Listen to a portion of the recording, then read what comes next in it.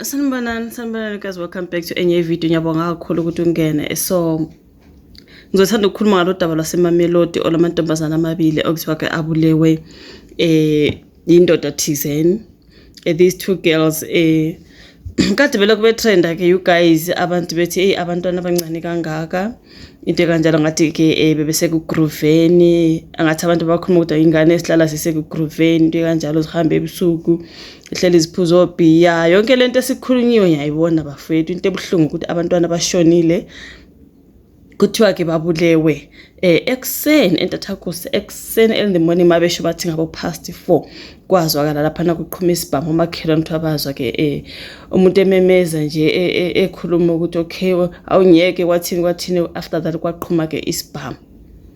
And then kushuthi abantu kuvuka ke ekseni beyobheka bathola ukuthi ke kune mzimba lapho yamantombazana la amabili asendaweni.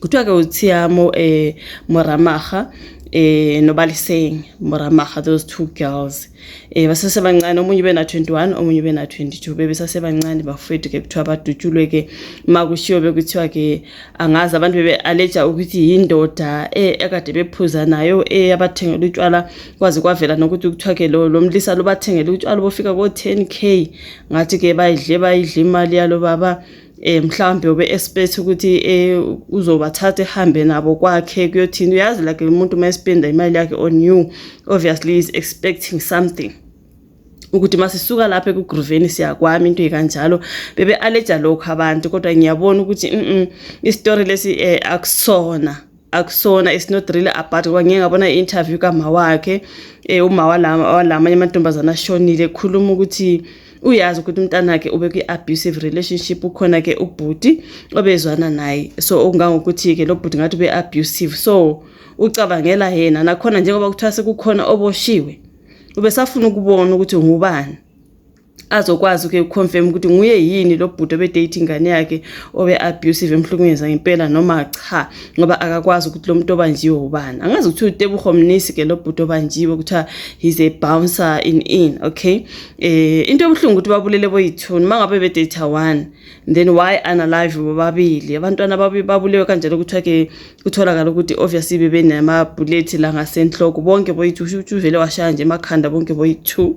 Abantu bebaxeka ukuthi ingane groove, ingane encane kangaka sihlala njalo ithombe zabo zonke baphethe utshwala baya groove ama-estropace sekukuningi kushiwo on social media. Kodwa kunobaba oyi1 enthola ivideo yakhe lapha ka TikTok echaza ngalolu daba lokuthi kuthiwa kunendoda kuno 10k bill that was spent and the man was expecting to take them to his place. Obviously if you are spending a man's money, obviously the man is expecting something from you, he expecting to take you home. Why spend imali zamadoda? Why? Hey, a lot was said. Kodwa lo baba lo uzile wa clarify ukuthi yonke lento ekhulunywa ka social media akuyona, awumlaleli ukuthi uthini. Bana bali mpela bayibulela mbari babarekile laba 10,000. It's not the case. Number one. Number two, yes, one na jola le na dimanua 38-year-old. So bana bala ba fihlile ka di PM before midnight ba fihla ba ithekela 6 ya bona. So already these guys never rekile biala ba bona esusile video ya mona le bona a re ke yena I feeling one of his friends because naja video ka phone wa gagwe biala bola ne le ba bona le chomi tsa ne ba rekile. So those ladies batla ba joina mo. So apparently this guy was the bouncer because ratana le yena ngwanyano, then he became jealous over.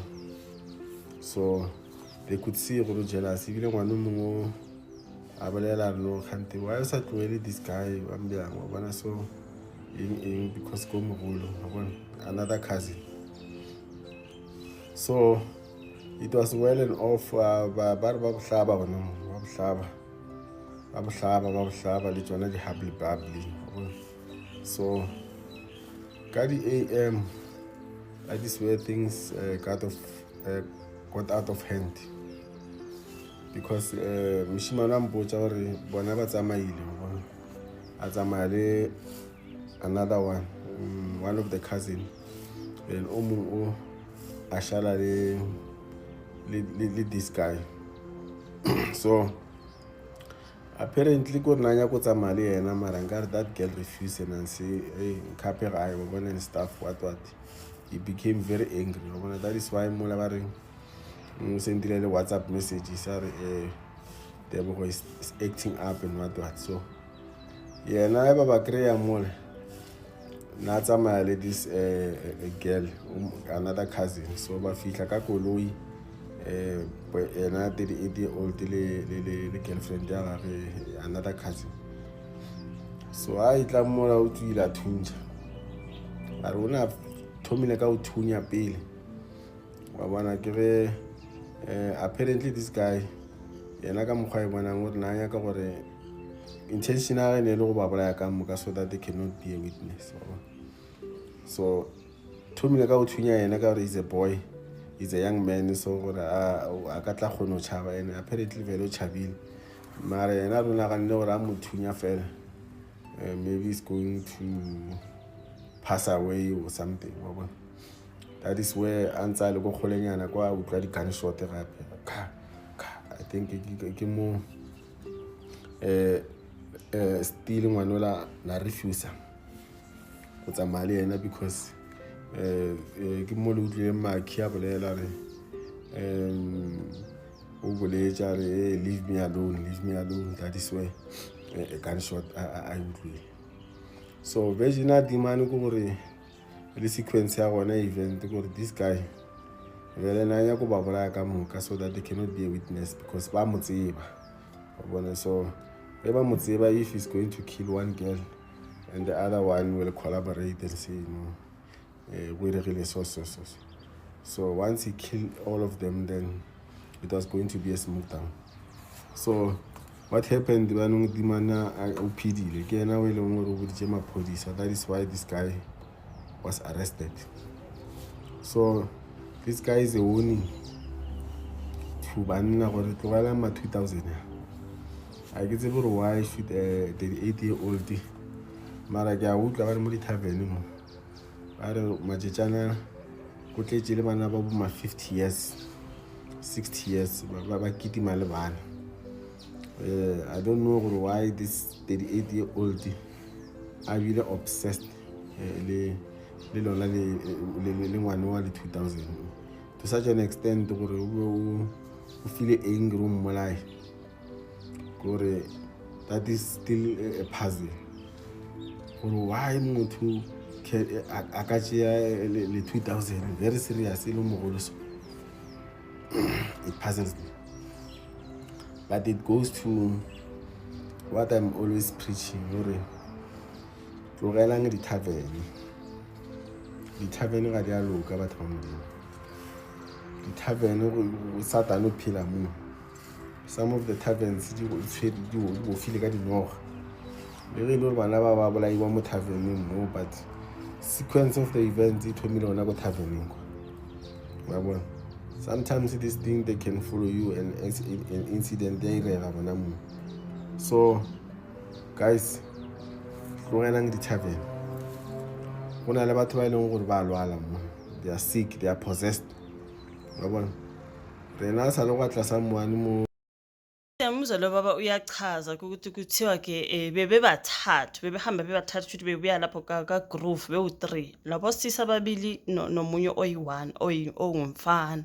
So ongumfana yena usindile kuthiwa ke usesibhedlela nguye kosechaza ukuthi hayibo into enzekayo ke lobhudile obedata lo sisa angithi manje useboshiwe ngoba phela lo sesibhedlela usechazile ukuthi ngubani wenze lento isoka la lo munye. So badubula bobabili nje ukuthi mhlambe besenzele ukuthi mhlambe lo munye engayochaza ekhaya ngoba mhlambe obviously mawungabulala one, you know what I mean. Sengicabanga lesiya story esika yamazo ke usisi lo extra ku scheme samo kuthiwa ke ubaba kwathuma inkabi zayobulala umamezala ongugogo wakhe. So inkabi yafika yatholani yathola ke ugogo ehamba nendodakazi kokungumama kalosiso extra ku scheme sami. Inkabi yabulala ugogo ithe mayisidubula ugogo umama wabaleka umama walentombazana. Inkabi yabona ukuthi hey umebaleka useyotshela abantu yafele yabulala konke ugogo nomama, you know what I mean.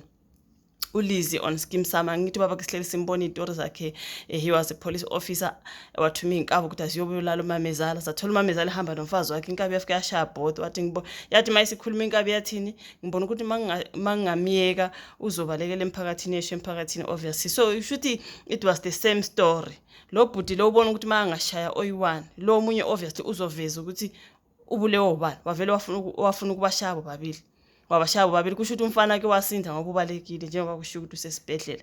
Uyayizwa indaba yakhe. Nguye osekhulumile osevezile lo sesibhedlela ukuthi isoka lalo sisi kusho ukuthi lapho esithi leave me alone befuna ukuthi amthathe mhlamba ahambe naye mhlamba intombazana obungafuni angazi bekuba ngwani lapho. There was some jealousy ngase tavern. Things happened, we were not there, but it is alleged. Okay, so ke ukungafuni kwakhe ke wacasuka kubhuti. Someone even mentioned ukuthi he's married. I'm not sure. Ngizwile nje umuntu yathi ukuthi uyishadile unabantwana nomfazi. I'm like, what? But angiconfirm leyo, but I just hate ukuthi on social media people are now saying a lot. So uyachaza ke lo wabo ku video omameli yamuza ukuthi ukhuluma iqiniso, kuyachaza ukuthi ukhulume lo osesibhedlela and yena ukhulume naye straight. Wachaza lo yosesibhedlela ukuthi into yenzekile yilena. So the 10k bill and the girls drinking people's money and what, guys, no, asike nokuspreada amanga, you know what I mean? But ukuthi nje mawusukhuluma about here says nawe futhi usukhuluma amanga noma usuthi allegedly yokusalayo usukhulumile amanga into ekanjalo kwabona. So man, shame man, may their souls rest in peace. Kwaze kwakubi ngalamantombazana asesebancane kangaka, guys. Jehova bethiwa bakhule bonke, bahleli behamba bonke, bafunda bonke, yonke into nje. Kodwa it's like umntaka mamncane umntaka mamkhulu into ekanjalo. So they grew up as ama-twins. Mubabuka nje kuyo yonke into babonke kuma pictures everywhere. Ngathi moya bengaphumula kubo kwenzeke kubona noma ngabe they were drunkards like people are saying, noma ngabe kungabantwana basestradini, but ungababulali ke bayekele ke bazenzele into zabo zasestradini, right?